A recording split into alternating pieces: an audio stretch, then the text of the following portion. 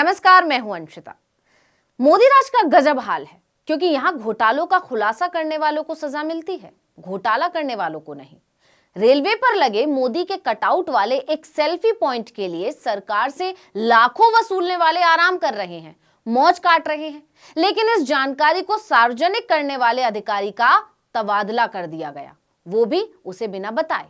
अधिकारी को यह तक नहीं बताया गया कि अब उसकी पोस्टिंग कहां की गई है। आरटीआई जवाब से मची हलचल यहीं नहीं रुकी। अब दावा किया जा रहा है कि सेल्फी पॉइंट का खर्च बताने के बाद रेलवे ने आरटीआई के नियम ही कड़े कर दिए। अब कोई भी अधिकारी सीधे जानकारी नहीं देगा। आरटीआई के सभी जवाबों को पहले रेलवे के बड़े अधिकारी चेक करेंगे, उसके बाद मंजूरी देंगे, तब जवाब दिया जाएगा। अब आप अंदाजा लगा लीजिए इसका असर क्या हो सकता है। अब मामले को विस्तार से समझिए, लेकिन उससे पहले एक सवाल। रेलवे स्टेशनों पर पीएम मोदी के कटआउट वाले सेल्फी पॉइंट देखे हैं आपने? क्या लगता है आपको, एक सेल्फी पॉइंट बनाने में ज्यादा से ज्यादा कितना खर्चा आएगा? 50,000 या बहुत ज्यादा 1 लाख, है ना? लेकिन आपको यह जानकर झटका लग सकता है कि एक सेल्फी पॉइंट पर सरकार ने पूरे 6,25,000 खर्च किए हैं। आप कभी स्टेशन जाएं और सेल्फी पॉइंट देखें तो सेल्फी जरूर खिंचवाना और उसके साथ कैप्शन लगाना, जनता का पैसा उड़ाकर मोदी की सेल्फी। क्योंकि फिजूल खर्ची करने के लिए सरकार को यह पैसा भी तो जनता ने ही दिया है, मतलब जनता का ही पैसा है। तो आरटीआई से यह जानकारी जैसे ही सामने आई, हर तरफ सरकार के फिजूल खर्च की चर्चा होने लगी। दरअसल दिसंबर 2023 में महाराष्ट्र के अमरावती के एक सामाजिक कार्यकर्ता और रिटायर्ड रेलवे अधिकारी अजय बोस ने आरटीआई के जरिए से सेल्फी पॉइंट पर होने वाले खर्चे की जानकारी मांगी थी। इसके जवाब में मध्य रेलवे ने उन स्टेशनों की सूची दी थी जहां 1,25,000 और 6,25,000 रुपए की लागत से अस्थायी और स्थायी सेल्फी बूथ बनाए गए। मध्य रेलवे भारतीय रेलवे के 19 जोनों में से एक है। बोस ने 5 जोनों मध्य रेलवे, पश्चिमी, दक्षिणी, उत्तरी और उत्तर पश्चिमी रेलवे में आरटीआई आवेदन दायर कर सेल्फी बूथ से जुड़ी लागतों के बारे में विवरण मांगा था। हालांकि इस पर जवाब केवल मध्य रेलवे की तरफ से आया। अब देखिए कि रेलवे के सूचना अधिकारी ने तो वही किया जो उसकी नौकरी की जिम्मेदारी में लिखा हुआ है, लेकिन इसका इनाम मिलने के बजाय उसे सजा दे दी गई। सेल्फी पॉइंट से जुड़ी जानकारी देने वाले मध्य रेलवे के मुख्य जनसंपर्क अधिकारी का नाम है शिवराज मानसपुरे। इधर आरटीआई से मोदी सेल्फी पॉइंट की पोल खुली और उधर उनके तबादले की फाइल खुली।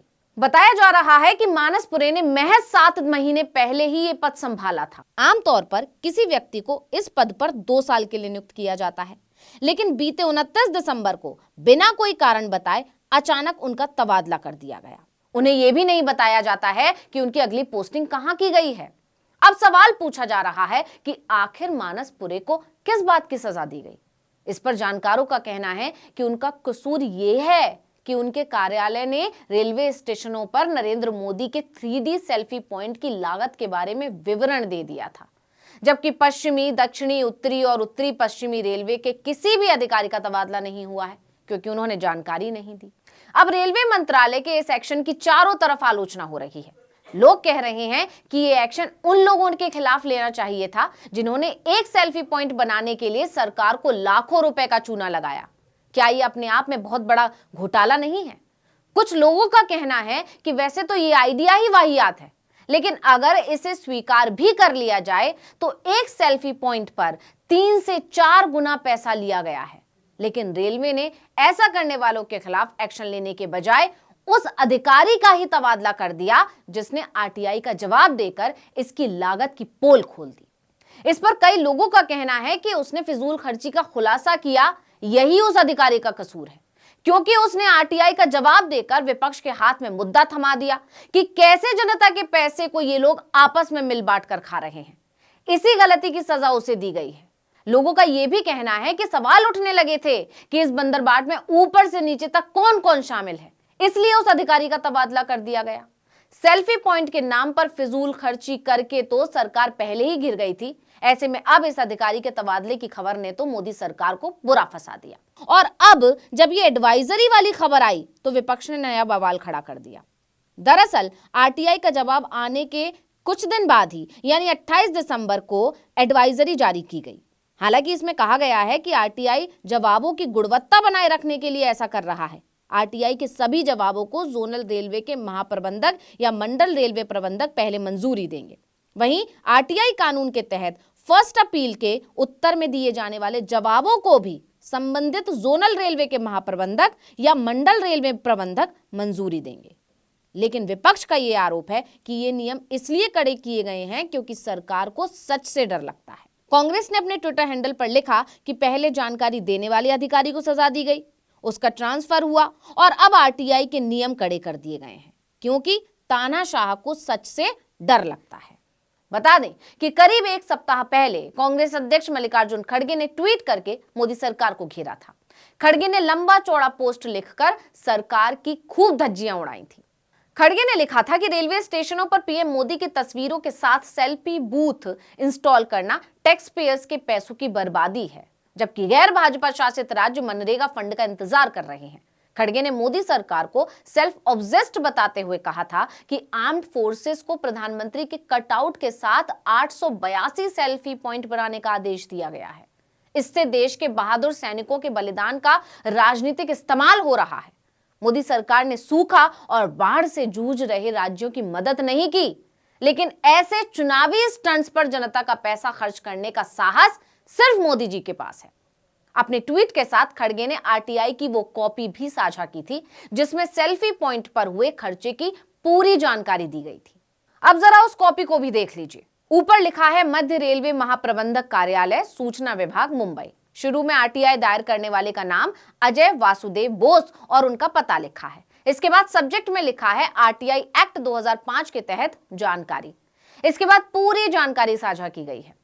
इसके मुताबिक 5 डिवीजनों यानी मुंबई, भुसावल, नागपुर, पुणे और सोलापुर में 50 रेलवे स्टेशनों पर पीएम मोदी के 3D सेल्फी बूथ लगाए गए हैं। यह भी बताया गया है कि सूचना और प्रसारण मंत्रालय के तहत आने वाले केंद्रीय संचार ब्यूरो ने कैटेगरी ए के बूथों के लिए 1.25 लाख रुपए प्रति बूथ और कैटेगरी सी के सेल्फी बूथों के लिए 6.25 लाख रुपए प्रति बूथ की दर से पैसा मंजूर किया है। इस खर्चे में कोई टैक्स शामिल नहीं है। रिपोर्ट के मुताबिक सिर्फ सेंट्रल रेलवे ने इन बूथों के लिए कुल 1.62 करोड़ रुपए खर्च किए हैं। इसके अलावा उत्तरी रेलवे, दक्षिणी रेलवे और पश्चिमी रेलवे ने जवाब में सेल्फी बूथ लगाने में आए कुल खर्चे का खुलासा ही नहीं किया। यह भी नहीं बताया गया कि किन एजेंसियों को यह काम सौंपा गया था। बता दें कि यह जानकारी सेंट्रल रेलवे के उप महाप्रबंधक अभय मिश्रा ने दी थी। आरटीआई दायर करने वाले बोस ने बताया कि मध्य रेलवे की तरफ से जानकारी डिप्टी जीएम अभय मिश्रा ने दी थी, लेकिन सीपीआरओ को हटा दिया गया। अब मानसपुरे की जगह स्वप्निल डी नीला को लाया गया है, जिन्होंने इस बारे में कोई टिप्पणी करने से इनकार कर दिया। वहीं इस पूरे मामले पर दूसरे अधिकारियों ने कहा है कि यह सब ऊपर से लिया गया फैसला है। अब अधिकारी के खिलाफ हुए इस एक्शन पर विपक्ष एक बार फिर हमलावर हो गया है। कांग्रेस ने अपने ट्विटर हैंडल से लिखा कि सच बोलने की सजा तो मिलनी थी, सजा दे दी गई। वहीं कांग्रेस सांसद राहुल गांधी ने भी ट्वीट कर अखबार की कटिंग साझा की। इसके साथ उन्होंने लिखा कि शहंशाह की रजा, सच का इनाम, सजा। तो इस वीडियो में इतना ही। आपसे अनुरोध है यूट्यूब पर हमारे चैनल आर्टिकल 19 इंडिया को सब्सक्राइब कीजिए, फेसबुक पर लाइक कीजिए, कमेंट करके बताइए आपको हमारा ये वीडियो कैसा लगा। आने वाले दिनों में हम और किन मुद्दों पर वीडियो बनाएं ये भी जरूर बताइएगा। ट्विटर हैंडल है आर्टिकल 19 _ इंडिया, इसे भी फॉलो कीजिए। नमस्कार।